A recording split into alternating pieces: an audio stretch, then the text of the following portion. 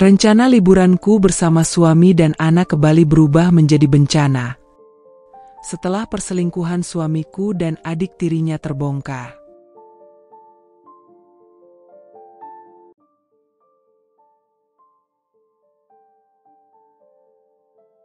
Di rumah mewah berarsitektur modern di kawasan elit Jakarta Selatan, sinar lampu gantung kristal memantul di meja makan marmer yang tertata rapi.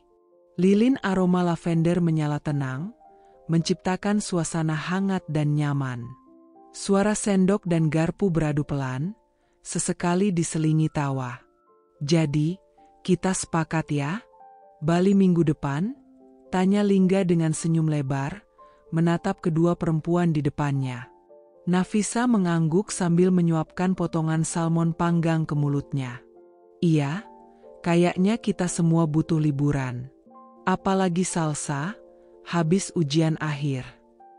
Salsa, gadis remaja berusia 14 tahun itu, langsung berseru, "Yes, akhirnya. Tapi jangan di Ubud aja, ya. Kita ke pantai juga. Aku pengen naik parasailing." Lingga tertawa pelan. "Apapun buat anak cantik papa." Nafisa tersenyum, tapi hanya sebentar. Ada sesuatu yang membuat dadanya berat. Matanya sesekali melirik Lingga yang malam ini terlalu manis, terlalu perhatian, dan justru karena itulah, terasa mencurigakan. "Aku pesan villa di Seminyak. View-nya langsung ke laut," kata Lingga sambil meraih ponsel dan menunjukkan gambar pada mereka. "Bagus banget, Pak," ujar Salsa dengan mata berbinar. Namun Nafisa masih memandangi Lingga, tak sepenuhnya ikut larut. Matanya jeli membaca bahasa tubuh suaminya, gerakan tangan yang sedikit gugup, senyum yang tertahan, dan tatapan yang terlalu dibuat-buat saat menyebut keluarga. Kamu gak suka ya, sayang?" tanya Lingga tiba-tiba. Nafisa terkesiap sebentar. "Suka. Aku suka. Cuma capek aja mungkin." Lingga menggenggam tangan Nafisa di atas meja. "Kamu harus semangat. Liburan ini buat kita bertiga. Kita butuh waktu bareng lagi, kayak dulu." "Kayak dulu?" Nafisa nyaris menyindir, tapi ia menahan lidahnya. "Dulu, sebelum semua rahasia dan retakan kecil itu muncul." Salsa bangkit dari kursi, berlari ke kamarnya. "Aku mau siapin outfit buat Bali dari sekarang," teriaknya dari tangga. Begitu suara langkah Salsa menghilang, Nafisa melepaskan genggaman tangan Lingga. "Berapa kali kamu telepon dia minggu ini?" Nafisa bertanya, suaranya pelan tapi tajam.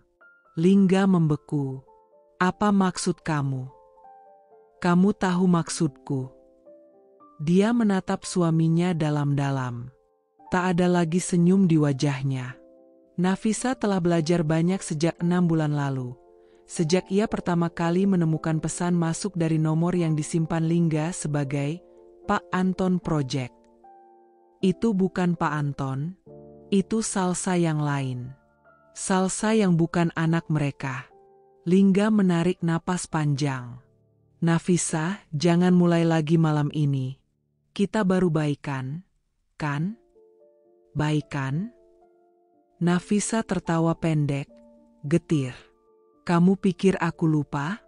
Kamu pikir dengan pesan, 'I love you,' keluarga kecilku, di grup WhatsApp kita, aku akan percaya lagi begitu saja?" Lingga berdiri, suara kursinya menggesek lantai. "Aku capek dicurigai terus. Aku kerja banting tulang buat kalian. Rumah ini, mobil, sekolah Salsa, semua dari aku.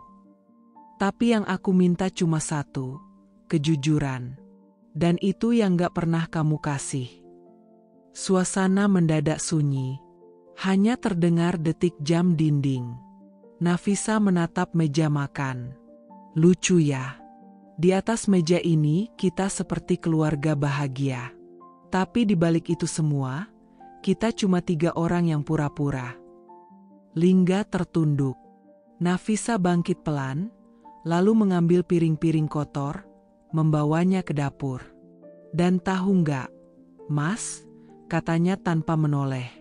Kalau bukan karena Salsa, aku sudah pergi dari rumah ini sejak lama. Lingga tak menjawab. Ia tahu, Nafisa tidak mengancam. Ia hanya sedang jujur. Mall SCBD sore itu penuh dengan lalu lalang manusia yang terlihat mewah. Tas branded, sepatu mengilap, dan aroma parfum kelas atas yang saling bersaing satu sama lain di udara. Nafisa berjalan berdampingan dengan Salsa, anak sematawayangnya yang baru saja menyelesaikan ujian akhir semester. Aku mau coba sepatu boots yang tadi, Ma, ujar Salsa dengan mata berbinar, menunjuk etalase butik desainer yang mereka lewati. Nafisa tersenyum. Kita lihat-lihat dulu ya, jangan langsung beli. Ibu tahu kamu bisa impulsif kayak papamu. Salsa nyengir. Papaku itu suka beliin aku barang sebelum aku sempat minta. Loh? Nafisa menahan senyum getir. Ia ingat masa-masa awal pernikahan mereka, ketika Lingga benar-benar mencurahkan segalanya, waktu, perhatian, bahkan setiap detil kecil yang membuat Nafisa merasa seperti perempuan paling dicintai di dunia. Tapi cinta seperti itu, pikir Nafisa dalam hati, bisa memudar. Atau dibagi. Mereka melangkah masuk ke butik berlantai kaca hitam, dengan deretan baju yang tergantung rapi seperti karya seni. Nafisa berjalan ke arah koleksi dress formal, membelai lembut kain sutra merah marun yang tergantung di rak. Bagus ya, Ma. Cocok buat kamu ke acara kantor papa, ujar Salsa sambil memegang dress panjang berpotongan simpel namun elegan. Ah, ibu udah lama nggak ikut ke acara kantor papa. Salsa memiringkan kepala. Kenapa? Padahal waktu aku kecil, kalian selalu bareng kemana-mana. Nafisa hendak menjawab, tapi matanya tiba-tiba menangkap siluet yang familiar di luar butik. Ia mendekat ke kaca besar yang menghadap lorong mall. Langkahnya terhenti. Itu Lingga, suaminya, mengenakan kemeja putih dan celana abu-abu. Nafisa tahu betul itu setelan yang baru ia setrika pagi tadi. Tapi yang membuat napasnya tercekat adalah, ia tidak sendirian. Ada seorang wanita di sebelahnya. Tinggi, berambut panjang terurai. Mereka berdiri terlalu dekat, terlalu intim. Wajah wanita itu tertutup sebagian oleh masker medis. Tapi caranya menunduk saat Lingga bicara, cara ia merapikan rambut dan menyentuh lengannya, semuanya terlalu akrab. Nafisa melangkah keluar butik. Langkahnya cepat, meski jantungnya berdebar kencang. Ma, mau kemana? Tanya Salsa dari belakang. Tapi Nafisa tidak menjawab. Ia terus melangkah, matanya mengawasi pasangan itu yang kini sudah membelok ke arah eskalator. Mas Lingga, serunya, setengah berteriak. Lingga menoleh. Sesaat mata mereka bertemu. Hanya sepersekian detik. Tapi cukup bagi Nafisa untuk membaca keterkejutan dan kepanikan di wajah suaminya. Wanita di sampingnya langsung berbalik dan melangkah cepat ke arah berlawanan. Nafisa berusaha mengejarnya, tapi mall sore itu ramai. Kerumunan menelan sosok perempuan itu dengan cepat seperti kabut menelan bayangan. Sial, gumam Nafisa. Lingga berjalan cepat mendekatinya, dengan wajah seolah-olah tak terjadi apa-apa. Sayang, kamu kok di sini? Katanya dengan nada riang palsu. Harusnya aku yang nanya. Nafisa menunjuk ke arah wanita yang sudah menghilang. Siapa perempuan itu? Lingga tertawa kecil, canggung. Hah? Oh itu? Bukan siapa-siapa. Tadi ketemu klien di sini, dia udah mau pulang. Sumpah deh, nggak penting. Nafisa menyipitkan mata. Klien? Pakai pegangan lengan segala? Enggak, dia tadi ketinggalan file, aku bantu kasih, ya gitu deh. Kenapa kamu jadi sensi gini? Salsa akhirnya menyusul mereka. Ma, Ada apa sih? Nafisa menoleh ke anaknya, mencoba mengatur napas. Ia tak mau membuat keributan di depan Salsa. Belum. Tapi ia juga tidak bisa membiarkan semuanya menguap begitu saja. Enggak, sayang. Ibu cuma salah lihat orang. Lingga menyambung cepat. Iya, ibu kamu ini cemburu sama bayangan. Nih. Nafisa memaksakan tawa kecil, tapi matanya tak lepas dari wajah suaminya. Wajah yang dulu ia percaya penuh, kini tampak seperti topeng yang licin. Ayo makan aja yuk, kata Lingga, merangkul Salsa. Restoran Jepang baru buka di lantai atas. Papa traktir. Salsa antusias. Ye, sushi. Nafisa hanya mengangguk, tapi pikirannya tak berhenti bekerja. Wajah perempuan itu memang tak terlihat jelas. Tapi gerak tubuhnya, caranya menjauh cepat bukan gerak tubuh seorang klien. Itu gerakan seorang wanita yang tahu dia sedang melakukan kesalahan. Setelah pulang dan makan malam seadanya di rumah, Nafisa duduk sendirian di ruang kerja kecilnya. Laptop terbuka di depan mata, tapi tak satu pun laporan kerja yang ia baca benar-benar masuk ke kepala. Ia membuka folder foto-foto lama. Foto-foto mereka bertiga, Lingga, dirinya, dan Salsa, saat liburan ke Jepang, saat Salsa ulang tahun, saat mereka tertawa di taman sambil main air. Kenapa semua itu terasa seperti cerita milik orang lain sekarang? Ponselnya berbunyi. Pesan dari Lingga.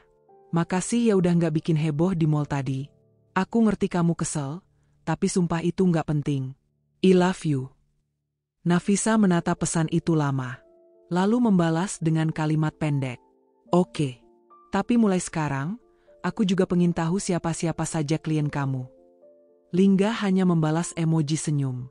Nafisa mendengus. Emoji tak pernah bisa menyembunyikan bau kebohongan. Pagi harinya, Nafisa sedang menggoreng telur mata sapi ketika Lingga masuk ke dapur. Wangi sabun dari mandinya masih tercium. Pagi, sayang, katanya, mencium pipi Nafisa seperti biasa. Nafisa mengangguk. Kopi kamu udah siap. Lingga duduk, lalu membuka koran. Kamu masih marah? Tanyanya, pura-pura santai. Aku nggak marah, jawab Nafisa tenang. Cuma mulai sekarang, aku pengen lebih tahu soal hidup kamu. Kamu sering keluar malam, bilangnya rapat. Tapi aku nggak pernah lihat notulen rapat. Nggak pernah ada email masuk dari tim kamu malam-malam. Lingga mendesah. Nafisa, please. Jangan mulai paranoid. Kamu tuh terlalu mikir. Aku kerja keras buat keluarga ini. Dan aku berhak tahu kemana kamu kerja keras. Termasuk siapa yang kamu temui di mall. Lingga berdiri, mengangkat tas kerja. Aku telat. Nanti malam kita ngomong lagi, ya? Kalau kamu pulang, ujar Nafisa dingin. Lingga terdiam sebentar, lalu pergi tanpa pamit. Setelah Lingga pergi, Nafisa masuk ke kamar putrinya. Salsa sedang berdandan. Nanti pulang sekolah, kamu bareng siapa? Tanya Nafisa. Dian jemput. Kita mau les bareng. Kenapa? Nafisa duduk di pinggir ranjang. Nggak apa-apa. Ibu cuma pengin kamu hati-hati. Jangan terlalu percaya sama orang. Termasuk orang terdekat. Salsa menatap ibunya. Ini tentang papa ya? Nafisa diam. Salsa duduk di sebelahnya. Aku bukan anak kecil lagi. Aku lihat kok, kemarin, wajah papa. Dan kamu. Aku tahu ada yang salah. Nafisa memeluk anaknya erat. Ibu nggak mau kamu terluka. Tapi ibu juga nggak mau diam saat semuanya salah. Aku di pihak ibu, bisik Salsa. Selalu. Langit Jakarta malam itu bergelimang cahaya dari gedung-gedung pencakar langit. Tapi jauh dari hingar-bingar pusat kota, di sebuah hotel bintang 5 di kawasan elit Senayan, ada sepasang tamu yang datang dengan cara paling senyap. Mobil hitam berhenti di pelataran depan hotel. Dari dalamnya keluar seorang pria dengan setelan jas abu-abu elegan, Lingga. Ia menyerahkan kunci pada valet dan menoleh ke belakang, memastikan tak ada yang memperhatikan. Beberapa detik kemudian, pintu penumpang terbuka. Seorang perempuan muda turun perlahan. Salsa. Bukan Salsa anak mereka, tapi Salsa lain. Salsa yang disembunyikan dari dunia Nafisa. Berbalut cuat krem panjang dan heels nude yang meninggikan posturnya, Salsa tampak seperti model majalah fashion.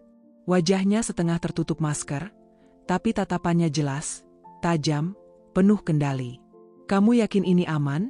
bisik Salsa saat mereka memasuki lobi. Lingga menjawab cepat, "Kita check-in di kamar terpisah." "Seperti biasa. Aku udah pesan atas nama berbeda." Petugas resepsionis menyambut dengan senyum hangat. Lingga menyerahkan kartu identitas dan melakukan check-in dalam waktu singkat. 2 kartu kamar diserahkan. Satu atas nama pria bernama Arif, satu lagi yang didaftarkan secara daring tanpa identitas jelas. Salsa mengangkat alis. "Arif? Serius banget kamu?" Lingga tersenyum miring. "Kita nggak bisa ceroboh. Nafisa itu bukan perempuan biasa." Setelah masing-masing masuk kamar mereka, malam mulai melarut dalam keheningan yang licik. Pukul 10:15, Lingga keluar dari kamarnya dan mengetuk pintu kamar sebelah. 3 ketukan pendek. Diam. 2 ketukan cepat. Pintu terbuka. Salsa berdiri dengan piyama satin berwarna burgundi. Rambutnya terurai, bibirnya merah tipis, dan matanya langsung menyapu Lingga dari atas ke bawah. "Masuk," ucapnya singkat. Begitu pintu tertutup, tak ada percakapan basa-basi. Hanya deru napas, gesekan langkah di lantai, dan akhirnya pelukan panjang yang tak pernah bisa dilakukan di luar ruangan seperti ini. Lingga mencium dahi Salsa, lama. Seolah ini rumahnya, bukan sekadar kamar hotel. "Aku kangen kamu," ucapnya lirih. Salsa membalas pelukannya. "Aku tahu." Mereka duduk di tepi ranjang. Di luar, kota masih hidup. Tapi di dalam ruangan ini, dunia seolah menyusut menjadi 2 orang yang menolak realitas. "Aku capek pura-pura," kata Salsa. "Di mall tempo hari, aku hampir pingsan lihat muka istrimu." Lingga menunduk. "Aku tahu. Tapi kamu harus sabar. Aku belum bisa pisah dari Nafisa sekarang." Salsa menatap tajam. "Belum atau nggak mau?" Lingga terdiam. "Aku udah ngorbanin semuanya, Mas. Karierku, reputasiku, bahkan duniaku. Kamu janji kita bakal bareng, tapi setiap malam kamu pulang ke dia. Aku sayang kamu, Sal. Tapi anakku, Salsa kita, dia belum siap. Jangan bawa-bawa anak buat lindungin kebohongan kamu, Mas." Salsa berdiri, berjalan ke jendela besar yang memperlihatkan Citilik Jakarta. "Aku nggak mau terus begini. Kamu pikir aku senang jadi perempuan bayangan? Sembunyi di hotel, lari dari istri sah, dicibir staf kantor yang udah mulai bisik-bisik." Lingga mendekat. "Aku serius sama kamu. Tapi semuanya perlu waktu."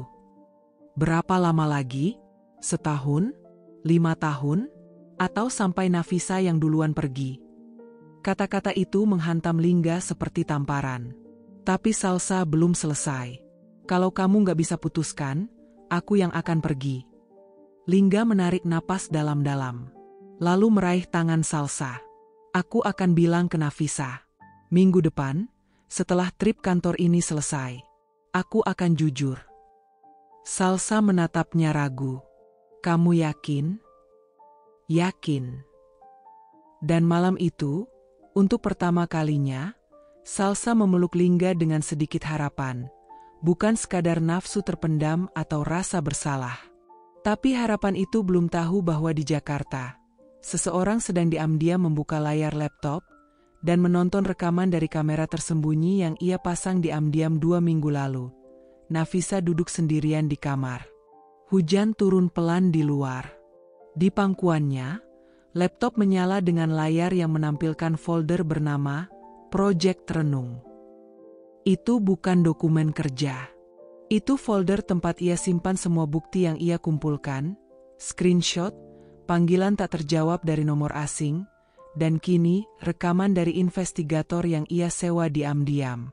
Pekan lalu, Nafisa menyewa seseorang untuk mengikuti Lingga selama perjalanan bisnis ke Bandung, lalu ke Jakarta lagi. Dan sekarang, ia menonton hasilnya. Dalam video berdurasi 2 menit 46 detik, tampak Lingga berjalan masuk ke hotel bersama seorang perempuan muda. Kamera dari kejauhan, jadi wajahnya memang tidak jelas. Tapi gerakan Salsa, gayanya, bahkan cara ia menyelipkan tangan ke belakang tubuh Lingga, semuanya terlalu akrab. Hatinya seperti diremas. Tapi matanya tak berkedip. Nafisa tahu, ini baru awal. Aku nggak akan menangis kali ini, bisiknya. Lalu ia klik folder lain berjudul, Cadangan Bukti A, Print PDF Rekaman Transfer. Pagi itu, Nafisa bangun lebih awal dari biasanya. Ia menyetrika blus putih dan memadukannya dengan celana high-waist krem. Makeupnya rapi, elegan, dan sedikit lebih bold dari biasanya. Salsa kecil masuk ke kamar. "Ma, kok dandan banget? Mau kemana?" Nafisa tersenyum. "Mau ke kantor papa kamu." "Ada apa?" "Ibu cuma mau ngobrol." Salsa remaja menatap ibunya lama. "Ma, kamu tahu sesuatu, ya?" Nafisa mengecup kening anaknya. "Kamu pintar, tapi belum saatnya tahu semuanya." Sore itu hujan turun gerimis, seperti gerimis yang pelan-pelan membasahi hati Nafisa. Ia baru pulang dari minimarket, membawa beberapa kebutuhan dapur. Mobil Lingga terparkir di garasi, posisinya sedikit miring seperti terburu-buru saat memarkir. Biasanya Nafisa tidak terlalu peduli. Tapi ada sesuatu dalam dirinya hari itu, sebuah dorongan aneh, seperti bisikan lembut yang memintanya untuk memeriksa. Dengan kunci cadangan, ia membuka pintu mobil suaminya. Aroma parfum maskulin langsung menyeruak, bercampur samar dengan bau yang tidak asing, tapi bukan bau Nafisa. Ia membuka kompartemen kecil, sekadar melihat. Tidak ada. Lalu ia meraih jok belakang untuk menaruh barang belanjaan. Saat hendak menutup pintu, matanya menangkap sesuatu yang terjepit di sela kursi belakang. Ia menariknya perlahan, dan jantungnya seperti berhenti berdetak. Celana dalam wanita, merah marun, kecil, terlipat asal, bukan miliknya. Ia tahu pasti. Nafisa menatap benda itu lama. Tangannya gemetar. Ia mencoba tetap rasional. Mungkin punya Salsa, anaknya. Tapi kenapa bisa di mobil Lingga? Salsa tidak pernah duduk di belakang. Dan pakaian dalam? Kenapa tertinggal? Siapa yang melakukannya dengan ceroboh? Atau dengan sengaja? Ia menaruh benda itu dalam kantong plastik kecil, lalu menutup pintu mobil pelan. Lingga baru pulang pukul 8 malam. Nafisa sedang menyiapkan makan malam, menyusun meja seperti biasa. Seolah tidak terjadi apa-apa. Lingga masuk sambil mengusap rambut basahnya. "Hujannya gila ya, macet banget, capek." Nafisa menoleh, tersenyum tipis. "Kamu gak kehujanan, kan?" "Sedikit, tapi aman." Mereka makan malam seperti biasa. Salsa di kamar, sedang Zoom dengan teman-teman lesnya. Baru ketika mereka berdua di ruang keluarga, Nafisa meletakkan sebuah kantong plastik kecil di meja. Plastik bening. Isi, celana dalam. Lingga terdiam.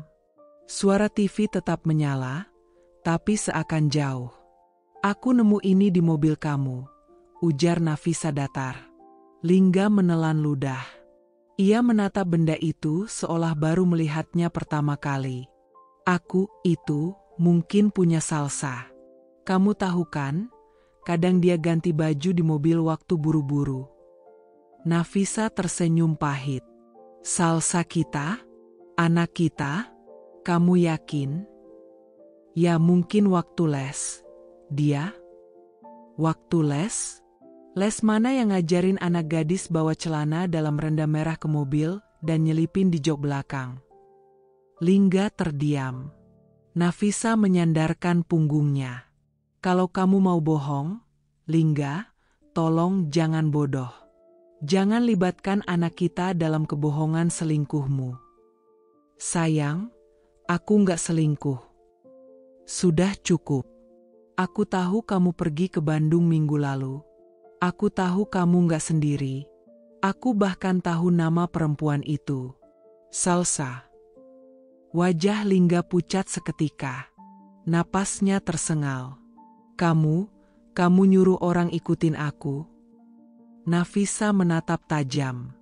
Aku nyuruh orang menyelamatkan hidupku dari kegilaan yang kamu sembunyikan. Lingga berdiri. Kamu keterlaluan. Aku? Nafisa ikut berdiri. Suaranya pecah. Aku yang keterlaluan karena nemu celana dalam perempuan lain di mobil suamiku? Aku yang keterlaluan karena pengen tahu siapa yang tidur dengan suami sahnya saat perjalanan bisnis. Terdengar pintu kamar atas terbuka. Salsa kecil keluar. Papa, kenapa ribut? Nafisa menahan napas. Suaranya lembut, tapi matanya berkaca. Enggak, sayang. Papa sama ibu cuma ngobrol agak keras. Balik ke kamar ya, nanti ibu nyusul. Salsa ragu, tapi menurut. Tangga berderit pelan saat ia naik lagi ke atas. Lingga duduk. Kepalanya tertunduk. Nafisa tak ingin menang. Tapi ia juga tak mau lagi kalah. Aku akan kasih kamu waktu 3 hari, Lingga. Entah kamu jujur dan bilang semuanya. Atau aku yang akan buka semuanya. Ke kantor, ke keluarga kamu, ke Salsa. Lingga menggeleng. Kamu mau bikin aib keluarga kita jadi tontonan? Nafisa menjawab pelan. Bukan aku yang bikin. Kamu yang menciptakannya. Aku cuma berhenti menutup-nutupi. Ruang ballroom hotel mewah di kawasan Sudirman malam itu penuh gemerlap. Gaun-gaun malam berkilau, jas-jas rapi, dan gelas anggur yang tak henti berdenting. Sebuah malam perayaan ulang tahun perusahaan tempat Lingga bekerja, acara yang dipersiapkan selama berminggu-minggu. Nafisa datang mengenakan dress navy yang membungkus tubuhnya dengan elegan. Rambutnya disanggul simpel, riasannya flawless. Banyak pasang mata melirik ke arahnya, ada yang tak menyangka istri Lingga secantik itu, ada pula yang langsung menunduk dengan rasa bersalah. Lingga menatap istrinya saat mereka tiba bersama. Kamu cantik malam ini. Nafisa tersenyum kecil. Yah, setidaknya penampilan kita masih bisa cocok. Isi hati? Belum tentu. Lingga tertawa kecil, canggung. Tapi belum sempat ia membalas, seorang pria menghampiri mereka. Bro, datang juga akhirnya. Seru pria itu dengan suara sedikit berat, jelas sudah menenggak beberapa gelas. Vino, rekan kerja sekaligus sahabat lama Lingga. Pria tinggi dengan jas tak dikancing dan dasi miring. Wajahnya merah karena alkohol, tapi senyumnya lebar. Nafisa tahu nama itu dari cerita Lingga, tapi mereka jarang benar-benar berbicara. Ini pasti Mbak Nafisa, ya? Tanya Vino sambil menjabat tangan Nafisa erat. Nafisa mengangguk sopan. Iya, saya istrinya Lingga. Senang akhirnya bisa ketemu langsung, Mas Vino. Vino terkekeh. Mas Vino, iya. Jangan panggil Mas lah, nanti saya baper. Nafisa tertawa basa-basi. Lingga langsung menarik Vino pelan. Udah, jangan bikin malu. Tapi Vino justru semakin santai. Ia menepuk bahu Lingga keras-keras. Malu kenapa? Lo yang harusnya malu. Nafisa menoleh, alisnya terangkat. Kenapa malu? Vino, dalam kondisi setengah mabuk dan tak sadar bahwa ia sedang menggali lubang untuk sahabatnya, mendekat ke Nafisa. Suaranya setengah bisik, setengah tawa. Gini, Bu Nafisa, saya tuh dari dulu heran. Ibu ini baik banget, kalem, pinter, cakep. Tapi suami ibu, ya ampun, bisa-bisanya tahan main belakang sama Vino. Lingga menyela tajam. Tapi sudah terlambat. Nafisa berdiri mematung. Vino menutup mulutnya sendiri, sadar ia baru membuka aib besar. Lingga mencengkeram bahu Vino. Kamu udah mabuk. Sana pulang. Tapi Nafisa tetap tenang. Matanya menatap Vino lurus. Sama siapa? Mas Vino? Selingkuh sama siapa? Vino terdiam. Ia menatap Lingga, lalu Nafisa. Akhirnya ia mengangkat tangan, pasrah. Maaf, Mbak. Saya terlalu banyak minum. Tapi, ya sudahlah. Udah bukan rahasia lagi di kantor. Bahkan HRD juga tahu. Tapi diam. Lingga itu, dia terlalu licin. Nafisa menahan napas. Ingin menampar, berteriak, atau menangis, tapi tak satu pun ia lakukan. Ia hanya menoleh ke Lingga. Kamu mau jelasin sekarang, atau nunggu sampai seluruh tamu tahu juga? Lingga menarik tangan Nafisa. Jangan bikin drama di sini. Nafisa menepis kasar. Drama? Drama itu yang kamu buat sejak lama. Aku cuma buka tirainya. Orang-orang mulai menoleh. Musik tetap mengalun, tapi ada bisik-bisik kecil di sudut ruangan. Nafisa melangkah pergi. Gaunnya mengepak ringan. Tapi langkahnya berat. Bukan karena tumit, tapi karena beban kebenaran yang semakin jelas.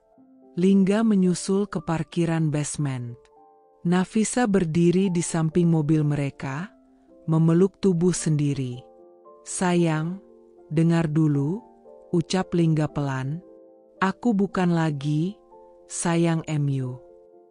Lingga mengusap wajahnya. Vino itu mabuk. Dia ngawur. Jangan percaya gitu aja. Dia cuma salah waktu.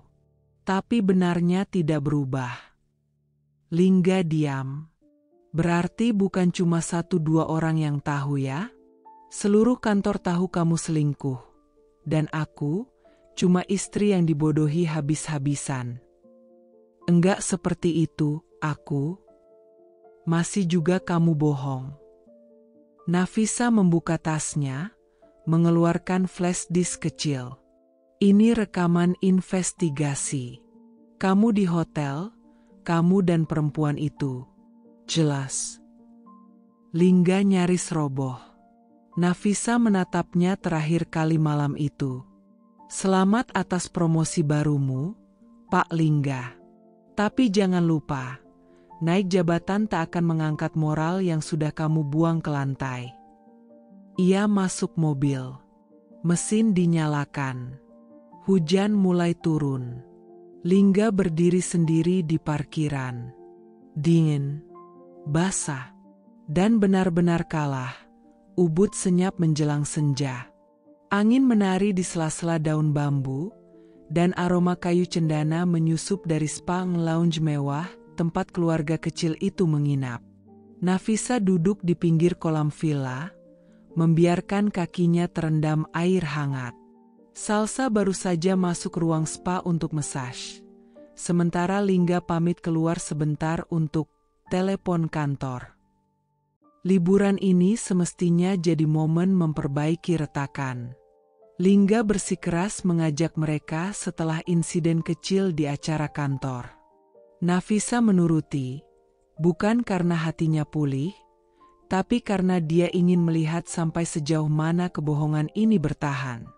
Dan rupanya, jawabannya hanya sampai sore ini.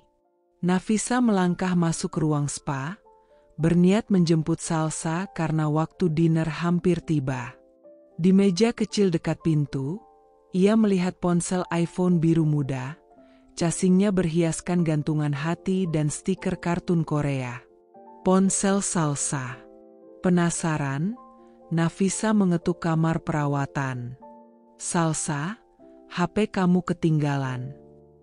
Tak ada sahutan. Mungkin Salsa masih tertidur dalam sesi pijat. Nafisa memegang ponsel itu. Notifikasi WhatsApp baru muncul di layar terkunci. Dari Lingga Tas Kantor. Malam ini seperti malam pertama kita. Aku tak tahan melihatmu pakai bikini tadi. Darah Nafisa membeku. Matanya terpaku. Jari-jarinya gemetar saat membuka pesan lebih lanjut. Ternyata ponsel tidak terkunci. Fitur Face ID milik Salsa tidak aktif. Nafisa menggeser layar ke atas. Dan isi chat itu lebih kejam dari apapun yang ia bayangkan. Lingga, gimana kamar spanya? Aku bisa nyusul nanti malam. Kamu sendirian kan? Salsa, hahaha jangan. Nanti istrimu curiga. Tapi aku juga pengen peluk kamu. Lingga, tadi waktu kamu keluar pakai bikini, Tuhan. Nafisa duduk di sebelahku tapi aku cuma lihat kamu. Salsa, SSST, aku suka saat kamu tatap aku diam-diam begitu. Lingga, kamu tahu nggak? Kamu satu-satunya hal yang bikin aku waras. Salsa, kalau istrimu tahu, bisa meledak dunia. Lingga, dia nggak akan tahu. Dia terlalu percaya. Nafisa menutup mata. Tapi air matanya menolak berhenti. Di luar, burung-burung ubud berkicau lembut. Tapi di dalam dada Nafisa, hatinya sobek tanpa suara. Nafisa duduk di lounge spa. Matanya merah. Ponsel Salsa ada di pangkuannya. Ia memutar kembali semua kenangan di Bali 3 hari ini. Tawa palsu di pantai Jimbaran, makan malam romantis di pinggir sawah, selfie keluarga dengan latar sunset. Semua itu palsu. Seperti pernikahannya, langkah kaki mendekat. Salsa keluar dari ruang spa, wajahnya rileks, rambutnya disanggul santai. "Ma, udah nunggu lama ya?" "Sorry, aku ketiduran," katanya riang. Nafisa menatapnya, tenang, terlalu tenang. Ia berdiri dan menyerahkan ponsel itu. "HP kamu jatuh di meja. Sayang kalau rusak." Salsa menerimanya, tampak lega. "Wah makasih Emma." Tapi saat ia menatap wajah Nafisa, raut wajahnya berubah. Nafisa tersenyum tipis. "Salsa." Suara Nafisa datar. "Tadi ada notifikasi dari papamu." Salsa menegang. Nafisa melanjutkan. Cuma satu kalimat. Tapi cukup untuk menyimpulkan semuanya. Salsa menggenggam ponsel erat. "Ma, aku bisa jelasin." "Jangan." Nafisa mengangkat tangan. "Kamu sudah jelaskan semuanya lewat kata-kata kamu di chat." Salsa memucat. Nafisa mendekat, menatap mata Salsa langsung. "Berapa lama?" tanya Nafisa pelan. Salsa menunduk. "Di kantor katanya kamu anak baru. Staf magang. Tapi kamu jauh lebih dari itu, kan? Kamu wanita yang aku beri tumpangan pulang. Aku traktir makan siang waktu arisan kantor. Kamu bahkan pernah curhat tentang cowok yang lebih tua tapi perhatian." Salsa mulai menangis. Tapi Nafisa tak goyah. "Waktu aku melihat kamu duduk di belakang mobil bareng Lingga, aku kira itu kebetulan. Aku bahkan masih membelamu di depan temanku." Salsa mencoba bicara. "Aku nggak niat, Bu. Awalnya dia yang..." "Jangan salahkan orang dewasa atas keputusan jahat yang kamu ambil dengan sadar." Tiba-tiba langkah berat mendekat. Lingga muncul dari koridor samping. Ia kaget melihat keduanya berdiri di lounge, saling berhadapan. Nafisa, suaranya pelan. Nafisa berbalik. Mata mereka bertemu. Dan untuk pertama kalinya, Lingga tak bisa berkata apa-apa. Aku nemu HP Salsa, ujar Nafisa dingin. Lingga menatap Salsa. Salsa menunduk. Nafisa berjalan melewati suaminya. Malam ini, kamu tidur sama siapa? Lingga? Istrimu? Atau dia? Lingga diam. Salsa menangis. Nafisa melangkah mantap. Malam itu di villa, Nafisa mengemasi barang. Tanpa banyak suara. Tanpa tangis. Hanya napas panjang yang menahan segala gemuruh di dada. Salsa mengetuk pintu. Maafkan aku. Aku benar-benar. Nafisa tidak menjawab. Hanya berkata dari balik pintu. Kamu pernah bilang ingin jadi sepertiku. Jangan. Karena aku terlalu bodoh bertahun-tahun percaya pada laki-laki yang bahkan tak bisa setia di tengah surga seperti Bali ini. Senja mulai turun perlahan di pantai Seminyak. Langit memerah jingga, laut berkilau memantulkan cahaya yang memudar. Pasangan-pasangan berjalan bergandengan, tawa anak-anak terdengar dari kejauhan, dan aroma garam memenuhi udara. Tapi di salah satu sisi pantai, 3 orang berdiri dalam badai kecil mereka sendiri. Nafisa melangkah cepat di atas pasir, gaun putihnya terhembus angin. Wajahnya memerah, napasnya pendek-pendek. Di depannya, Salsa berdiri dengan wajah panik, sementara Lingga mengejar dari belakang. SSSD. Bu Nafisa, tolong jangan di sini. Banyak orang, bisik Salsa dengan suara bergetar.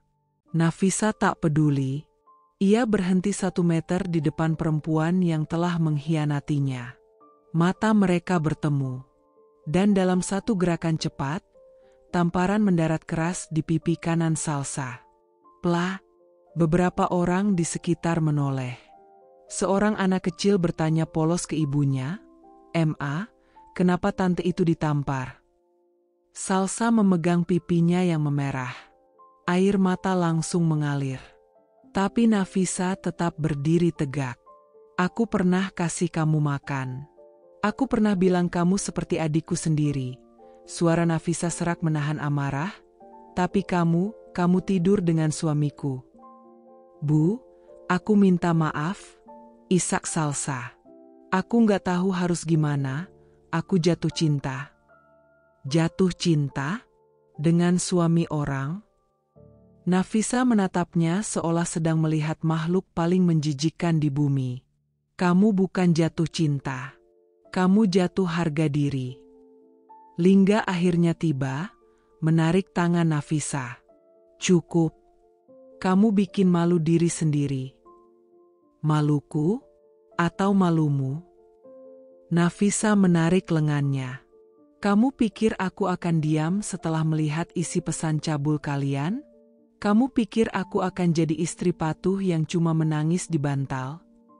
Lingga mendengus. Kamu gak pernah ngerti aku, Naf. Kamu terlalu sibuk kerja, sibuk jadi ibu sempurna, istri sempurna, perempuan karir yang dingin.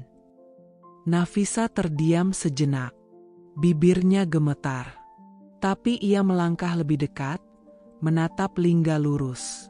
Dan kamu memilih membalas itu dengan tidur dengan wanita semuda anak kita. Salsa menangis lebih keras. Lingga menarik napas kasar, mulai kehilangan kendali. Aku lelah. Aku gak butuh perempuan yang cuma bisa kritik, yang hidupnya cuma soal angka, laporan, ketepatan waktu. Aku butuh yang hangat, yang tahu cara bikin aku hidup. Hidup? Atau liar?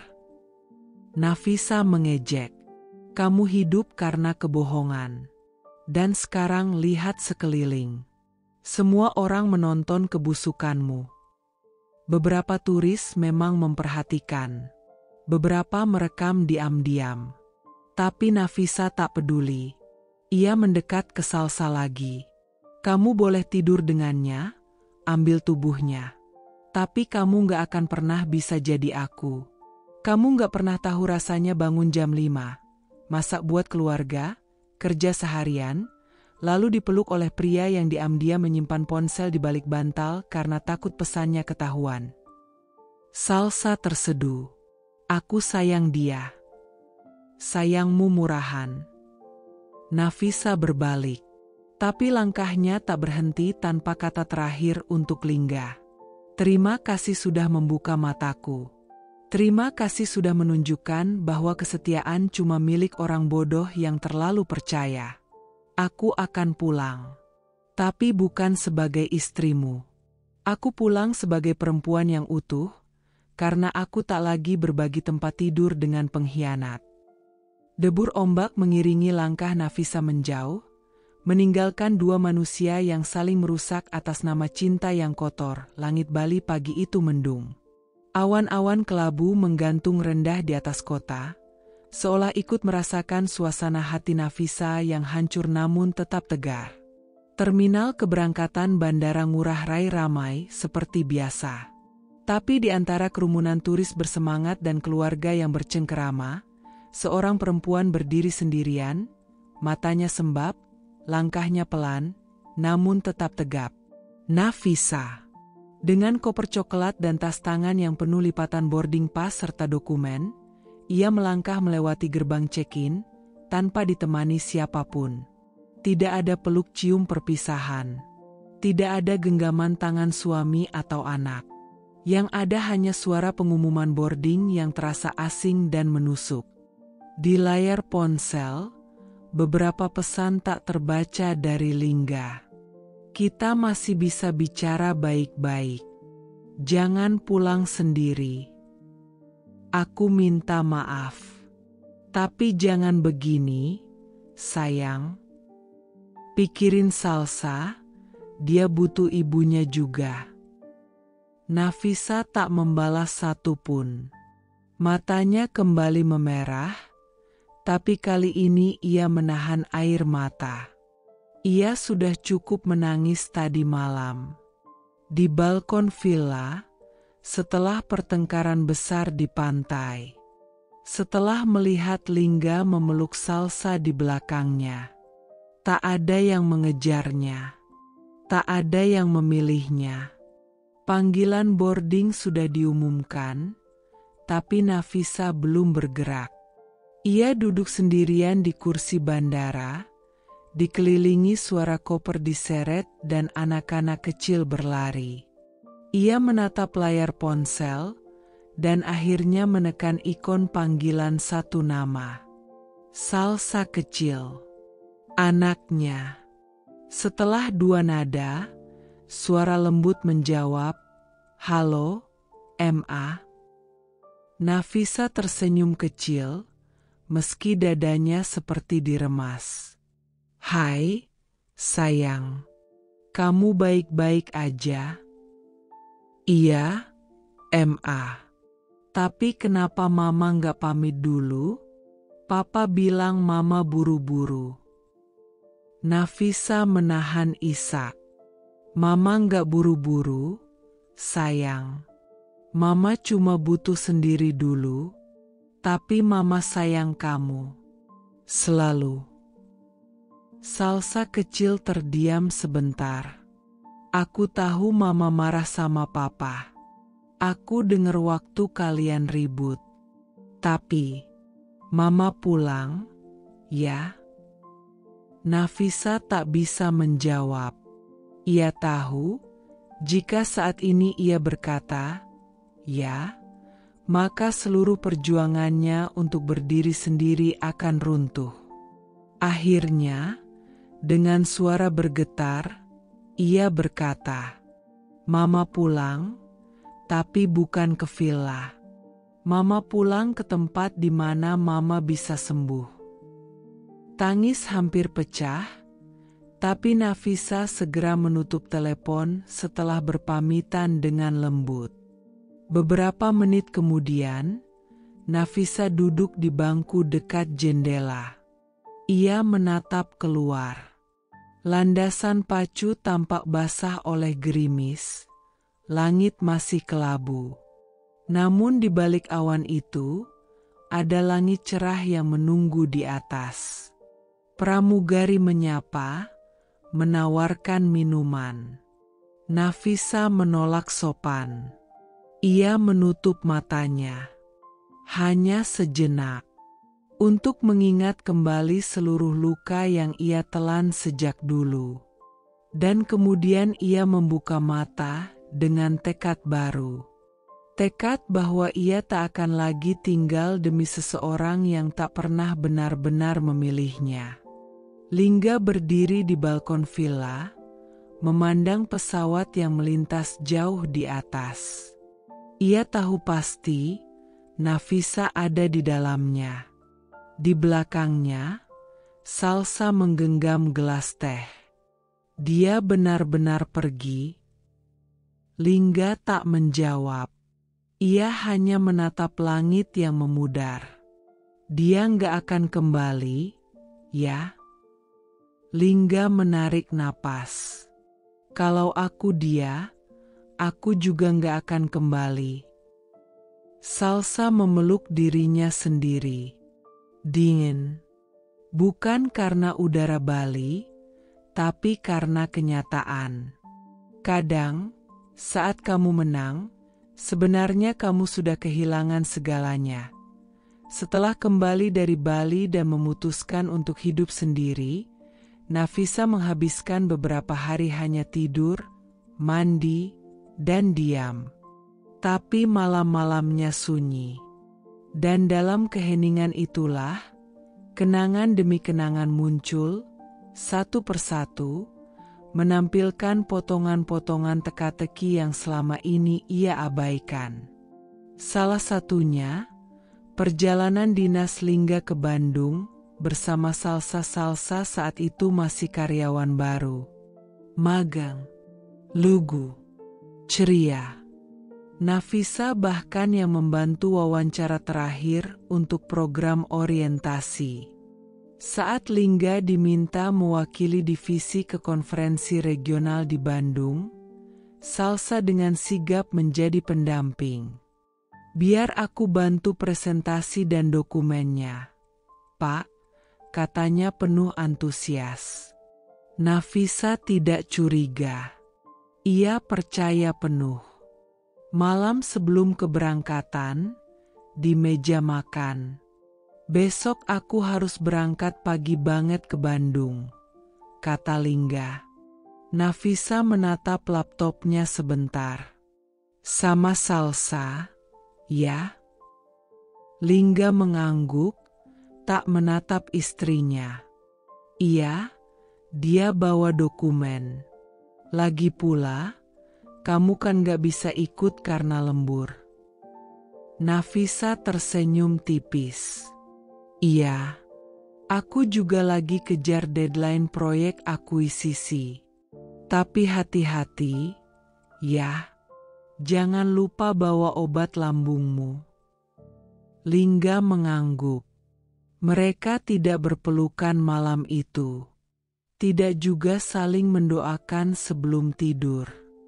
Hanya sunyi. Di layar ingatan Nafisa, malam itu muncul kembali. Ia menelusurinya perlahan, seperti membedah luka lama yang belum kering. Salsa menulis di Instagram Story. View hotelnya cakep banget, wajah tersenyum dengan mata bentuk hati, malam dengan bintang Bandung. Lingga juga unggah foto. Tangan pria itu sedang memegang cangkir kopi, dan di ujung frame ada punggung perempuan berambut panjang, duduk di balkon. Nafisa tak pernah memperbesar foto itu, dulu. Kini, ia melihatnya lagi. Dan semua jadi jelas. Salsa keluar dari kamar mandi, mengenakan kimono hotel yang agak kebesaran. Rambutnya masih basah, wajahnya tanpa riasan. Lingga duduk di sofa dengan laptop terbuka, tapi matanya tak lagi fokus. "Kamu yakin besok bisa bantu bagian Kienda?" tanya Lingga. Salsa tertawa kecil. "Bisa dong. Aku kan dulu juara debat." Lingga tersenyum, menyesap kopinya. "Kamu masih muda, Salsa. Masih punya semangat." "Nafisa, dia udah terlalu sibuk sama ambisi. Kadang aku ngerasa sendirian." Salsa menatapnya. "Jangan bandingin aku sama istrimu. Tapi kalau aku jadi istri kamu, aku bakal lebih peka." Kalimat itu menggantung lama. Tak ada suara lain kecuali detik jam digital hotel. Lingga mendekat. Salsa tidak mundur. Malam itu, dosa pertama terjadi. Dalam kamar yang sama. Dalam diam dan gairah yang dibungkus alasan rapuh. Kesepian. Nafisa membuka mata. Jantungnya berdegup cepat. Nafasnya berat. Itu bukan mimpi. Itu memori. Dan kini semua terang. Ia berjalan ke meja, membuka laci. Menarik sebuah jurnal kecil. Bandung. Bukan kota tempat mereka kerja. Tapi tempat mereka hancurkan rumahku. Tapi mulai hari ini, aku yang akan membangun puing-puingnya. Bukan untuk Lingga, tapi untukku Sabtu siang. Nafisa berjalan bersama sahabat lamanya, Laras, di dalam sebuah pusat perbelanjaan elit di Jakarta. Suasana ramai, denting piano dari sudut kafe menyatu dengan tawa pengunjung yang berbelanja dan anak-anak yang berlarian di lorong. Mereka duduk di pojok kafe, minum kopi hangat. Nafisa tampak lelah. Matanya sembab meski ia berusaha menyembunyikannya dengan make-up natural. Tapi Laras terlalu mengenal sahabatnya itu. "Aku tahu kamu gak baik-baik aja," ujar Laras pelan. Nafisa mengaduk cappuccinonya. "Aku baik." "Bohong." Nafisa menatapnya. Laras menyandarkan tubuh. "Waktu kamu cerita soal celana dalam yang kamu temuin di mobil Lingga, aku udah tahu ini bukan gangguan sementara di rumah tangga. Ini kanker yang udah menyebar." Nafisa tertawa miris. "Kanker ya, kayaknya cocok banget.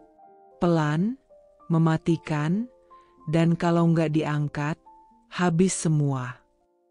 Laras mendekatkan diri, suaranya lebih serius. "Kamu pernah mikir pakai detektif?" Nafisa menoleh. "Detektif?"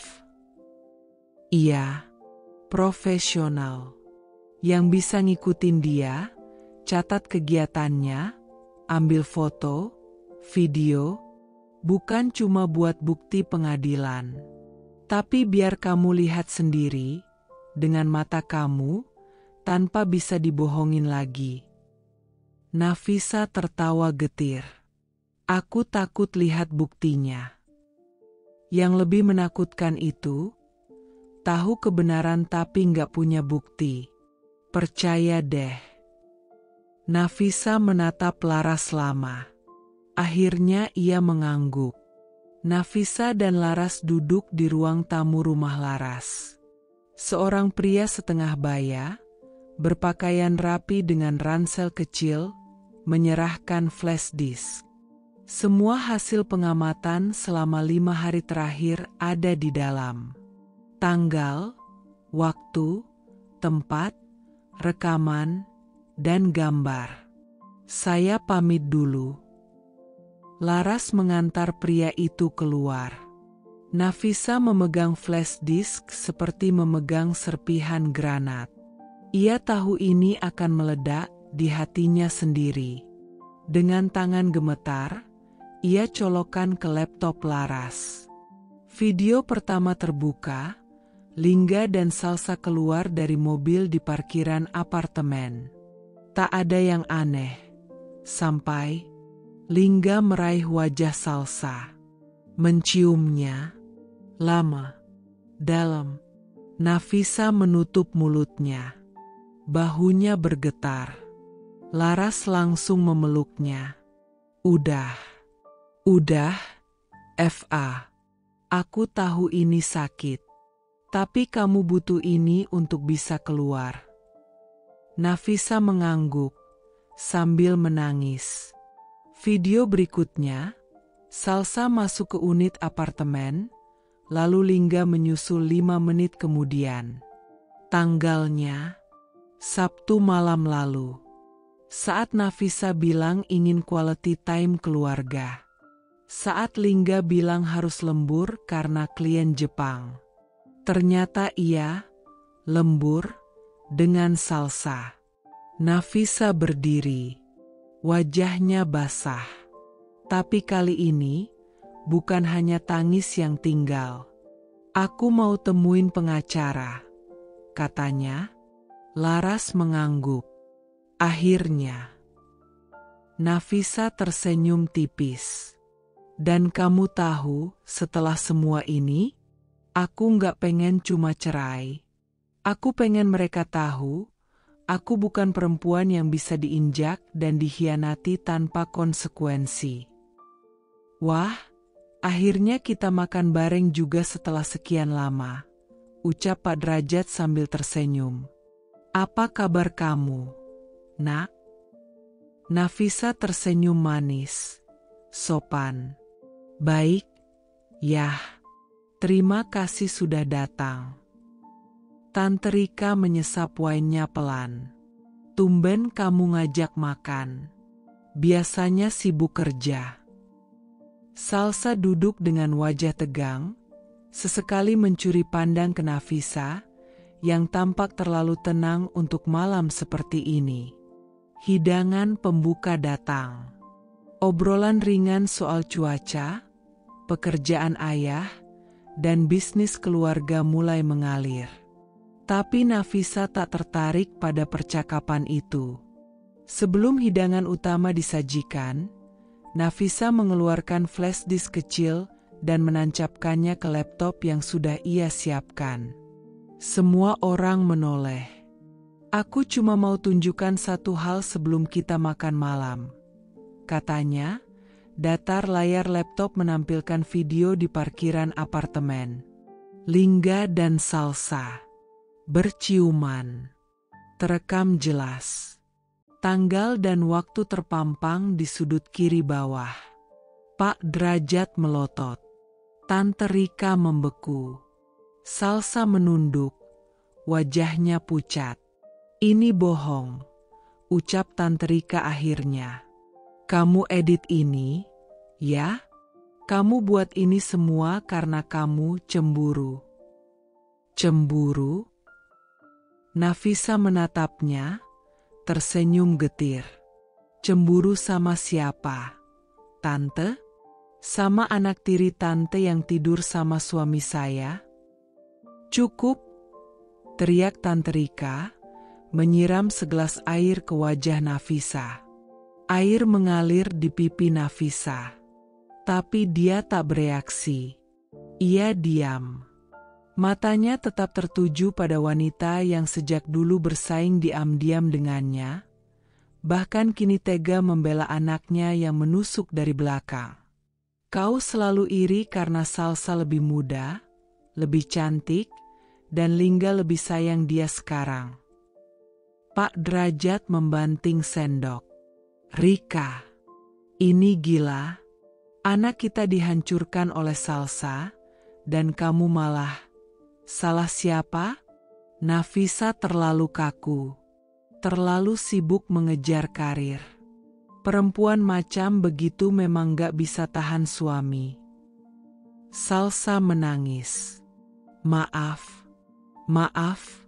Kak. Nafisa berdiri. mengelap wajahnya pelan dengan tisu. Ia menatap ayahnya. Ayah tahu kenapa aku panggil kalian semua? Karena aku ingin menyelesaikan ini, bukan dengan diam, tapi dengan terang-terangan.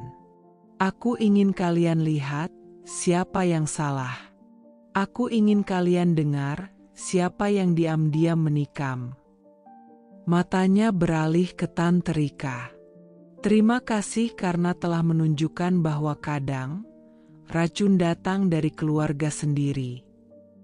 Ia lalu menatap Salsa, lama. Kamu bukan cuma kehilangan kakak. Kamu kehilangan semua penghormatan yang dulu pernah aku beri. 2 minggu setelah malam meledaknya pertemuan keluarga di restoran mewah, Nafisa mulai terbiasa tidur dalam keheningan. Rumah besar di Jakarta Selatan itu kini terasa jauh lebih sunyi, tapi juga lebih lega. Tak ada lagi jejak Lingga, tak ada aroma parfumnya, tak ada suara pintu kamar yang dibanting. Namun pagi itu, saat membuka grup WhatsApp keluarga besar, satu pesan membuat napas Nafisa tercekat. Ada yang tahu kabar Lingga? Katanya udah tinggal sama Salsa di apartemen BSD. Dengar-dengar Salsa hamil? Hamil? Nafisa mematung. Ia membaca ulang pesan itu. Lalu tertawa pelan, tawa yang pahit, getir, dan penuh luka.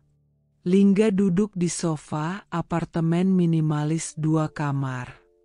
Ruangannya masih bau cat baru, dengan pemandangan ke arah kolam renang di lantai bawah. Salsa keluar dari kamar mandi, mengenakan piyama longgar. Perutnya masih datar, tapi tespak yang ditaruh di meja 2 garis jelas. Positif. Salsa tersenyum gugup. Aku udah bilang kan, aku telat. Dan sekarang udah 2 minggu. Lingga mengusap wajahnya. Kamu yakin? Salsa mengangguk. Kalau nggak percaya, kita bisa cek ke dokter. Tapi aku bahagia, Mas. Ini bayi kita. Bayi. Kata itu seperti palu yang menghantam kepala Lingga. Di satu sisi, ada gairah dan pelarian. Di sisi lain, ada dosa yang kini tumbuh dalam bentuk nyata. Seorang anak, hasil dari pengkhianatannya. Beberapa jam setelah membaca kabar itu, Nafisa menerima email dari pengacaranya. File PDF terlampir, berkas gugatan cerai yang siap dilayangkan. Ia menatapnya lama. Jari-jarinya menyentuh layar ponsel. Laras menelepon, seolah tahu ia sedang hancur lagi. FA, kamu udah dengar? Nafisa mengangguk, walau Laras tak bisa melihat. Sudah. Mereka tinggal bareng. Dan dia hamil. Sun. Laras pelan berkata, gila, ya? Ini kayak sinetron yang gak ada moralnya. Tapi nyata. Nafisa tersenyum getir. Iya, tapi sinetron biasanya punya akhir. Aku juga akan menulis akhirnya sendiri. Aku nggak mau jadi tokoh pendukung di kisah hidup mereka. Nafisa datang dengan setelan abu-abu. Elegan. Tegak. Matanya tidak lagi merah. Di tangannya, map berisi semua bukti, foto, rekaman, dan surat kuasa. Di ruang sidang, Lingga muncul bersama Salsa. Salsa mengenakan blazer longgar, jelas berusaha menyembunyikan bentuk tubuh yang berubah. Beberapa pasang mata menoleh ke mereka. Nafisa tidak. Saat hakim menanyakan keputusan final, Nafisa berdiri. Saya tidak hanya ingin bercerai, Yang Mulia. Saya ingin keluar dari pernikahan yang tak pernah setia pada saya sejak lama. Saya ingin bebas. Siang itu, Nafisa duduk di kafe tenang dekat pengadilan, menunggu sidang putusan cerainya minggu depan. Tangannya menggenggam cangkir teh, tapi pikirannya berkelana jauh. Tentang Lingga, tentang anak yang dikandung Salsa, dan semua luka yang sudah ia lalui. Tiba-tiba ponselnya berdering. Nama yang muncul membuat alisnya terangkat. Vino, rekan kerja Lingga. Pria yang dulu pernah nyeletuk dalam keadaan mabuk. Aku heran Lingga bisa tahan selingkuh sama, ya, kamu tahulah. Nafisa ragu, tapi akhirnya menjawab. Halo? Bu Nafisa, saya tahu ini mendadak. Tapi bisa kita ketemu sebentar? Saya nggak enak simpan ini sendiri. Vino datang dengan wajah lelah dan mata sayu. Nafisa memperhatikannya, menunggu. Ada apa, Mas? Vino menghela napas. Sebelum kamu tanda tangan akta cerai, ada satu hal yang harus kamu tahu. Tentang Salsa. Nafisa menegang. Dia nggak cuma tidur sama Lingga. Dia juga pernah nyoba deketin saya. Apa? Vino menunduk. Waktu proyek kantor di Jogja. Dia tahu saya sekamar sama Lingga. Dia datang ke kamar saya malam-malam, bilang mau diskusi kerjaan. Tapi dia pakai baju tidur tipis. Duduk di tempat tidur saya. Dan bilang, kamu gak penasaran kenapa Mas Lingga bisa betah sama aku? Nafisa menelan ludah. Dan kamu? Saya usir dia. Tapi itu bukan pertama kalinya. Saya dengar juga, dia pernah nyoba deketin 2 atasan lain. Semuanya ditolak. Tapi tahu nggak motif dia apa? Nafisa menatap tajam. Vino melanjutkan dengan suara pelan. Dia bukan jatuh cinta sama Lingga. Dia cuma pengen ngalahin kamu. Hening. Salsa bilang, sejak kecil orang-orang selalu bandingin aku sama Nafisa. Nilainya bagus, dia pinter, dia disayang. Aku cuma mau buktikan, aku bisa ambil semuanya dari dia. Nafisa menutup mata sejenak. Tiba-tiba semua momen masa lalu muncul di kepalanya. Tantrika yang selalu bilang, kamu harus belajar dari Nafisa. Pak Derajat yang kerap lebih bangga pada prestasi Nafisa. Salsa yang selalu tersenyum, terlalu manis, terlalu sering.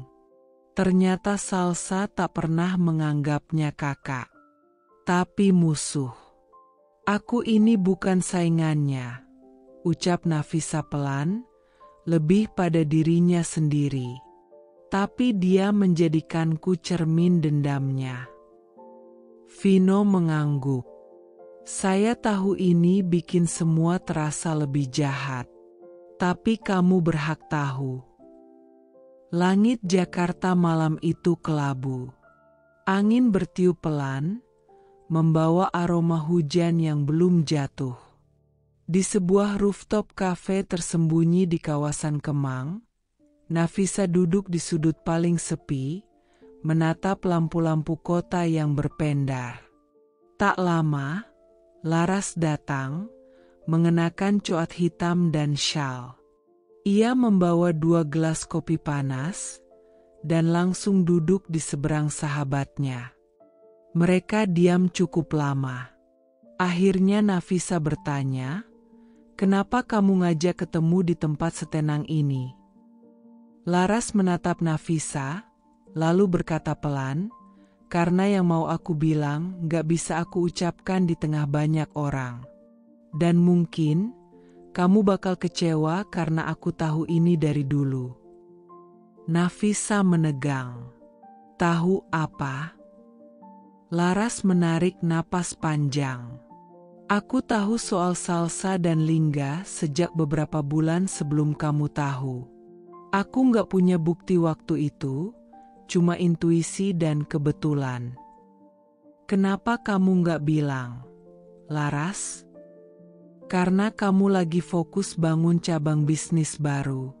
Kamu kayak hidup lagi setelah burnout. Aku takut kabar itu ngebunuh kamu." Nafisa menatapnya tajam, tapi tak marah. Hanya luka baru yang terbuka. Tapi Laras belum selesai. Dan ada satu hal lagi yang lebih busuk. "Apa?" "Salsa bukan cuma tidur sama suamimu. Aku curiga, dan sekarang udah dapat petunjuk kuat, dia juga menguras keuangan perusahaan Lingga." Laras mengeluarkan ponsel, menunjukkan tangkapan layar email. Ada transaksi tidak wajar ke rekening atas nama Salsa, tapi dengan nama samaran. Dan itu masuknya dari akun operasional perusahaan. Bulanan. Tanpa kejelasan laporan. Berapa besar? Totalnya sejauh ini, lebih dari 700 juta. Nafisa menutup mulutnya, terkejut. Astaga. Dan itu baru dari satu rekening. Kalau kita bongkar semuanya, mungkin lebih. Lingga tahu? Aku nggak yakin. Tapi feelingku, Salsa pandai memanipulasi. Dia mungkin bilang itu buat pengeluaran darurat. Atau investasi bareng. Kamu tahu cara dia ngomong. Licin. Nafisa menatap lampu kota di kejauhan. Tangannya mengepal di atas meja. Kali ini bukan hanya karena patah hati, tapi karena marah atas nama logika, kehormatan, dan keadilan. Aku nggak bisa diam. Ini bukan cuma soal rumah tangga yang hancur. Ini kriminal. Laras mengangguk. Aku akan bantu kamu cari bukti lebih dalam. Aku kenal auditor freelance yang bisa gerak diam-diam. Nafisa menatapnya dalam. Terima kasih. Tapi satu hal yang harus kamu tahu. Apa? Aku bukan korban. Aku perempuan yang ditikam.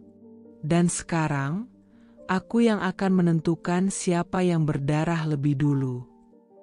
Jam 9, rapat direksi dimulai. Semua tampak biasa, hingga suara notifikasi memenuhi ruangan. Manajer keuangan membelalak. Pak Lingga, ini, apa maksudnya? Ia menunjukkan iPad. Video Lingga memeluk Salsa di belakang mobil. Kemudian cuplikan transfer dengan nominal mencurigakan ke rekening Laila S. dari pos biaya operasional. Investor dari Singapura menelepon langsung. Kami tak bisa lanjut investasi jika ini tak dibersihkan. Nama baik kami tercoreng. Dosen pembimbing Salsa menerima email dengan subjek. Mohon klarifikasi etik mahasiswa Anda. Isinya, link ke video, chat, serta bukti transaksi keuangan yang dikaitkan dengan kampus sebagai pihak penerima dana beasiswa. Besoknya, Salsa dipanggil rektorat. Setelah sidang etik internal, dia dikeluarkan dari program beasiswa dan status akademiknya dibekukan. Di apartemen, Salsa menangis histeris. Siapa yang ngelakuin ini? Siapa yang nyebar semua ini? Lingga hanya duduk lemas di sofa. Ponselnya terus berbunyi. Kantor, investor, pengacara. Semua minta klarifikasi. Semua mundur. Ini, Nafisa, desah Lingga. Dia yang pegang semua itu. Dia satu-satunya yang bisa menghancurkan kita seakurat ini. Salsa memekik, dia mau balas dendam? Kenapa segitunya? Lingga menatap Salsa, dingin. Karena kamu gak cuma ambil suaminya. Kamu ambil rasa percayanya. Malamnya, Nafisa berdiri di balkon apartemennya yang baru. Angin malam menyentuh rambutnya. Ponselnya bergetar. Pesan dari Laras. Semua sudah tersebar. Kampus juga udah ngeluarin Salsa. Kamu hebat, FA. Nafisa tersenyum. Tapi senyumnya tak penuh kebahagiaan. Hanya kelegaan bahwa keadilan tak selalu butuh pengadilan. Kadang, kebenaran hanya butuh keberanian untuk disuarakan. Ia membisik pelan pada dirinya sendiri. Aku bukan pendendam. Aku hanya mengembalikan apa yang mereka buang, tepat ke wajah mereka. Hari itu, Lingga datang dengan koper. Wajahnya lelah, janggutnya tumbuh tak rapi. Salsa menyusul di belakang, mengenakan hoodie besar. Namun begitu mereka sampai, gerbang tak terbuka. Dari interkom, suara satpam terdengar. Maaf, Pak Lingga. Saya dapat instruksi dari Ibu Nafisa. Anda tidak punya akses ke properti ini lagi. Lingga mengetuk gerbang berkali-kali. Saya pemilik rumah ini. Maaf, Pak. Di dokumen resmi, rumah ini 100% atas nama Ibu Nafisa. Dengan wajah tenang, Nafisa menandatangani berkas. Di hadapannya, daftar aset pribadi. Rumah utama, apartemen di Kuningan, 2 mobil, dan investasi tanah. Semuanya atas nama dirinya. Sang notaris bertanya, Ibu ingin melepas semuanya? Nafisa mengangguk. Sebagian. Saya jual rumah di Puncak dan apartemen yang dulu kami tempati. Saya juga tarik saham perusahaan. Saya ingin bersih. Tidak ingin satupun harta yang punya jejak dia. Setelah ditolak masuk rumah, Lingga menyender di mobil butut yang dulu ia tinggalkan. Mobil yang dulu tak pernah ia pakai karena tidak cocok untuk image CEO.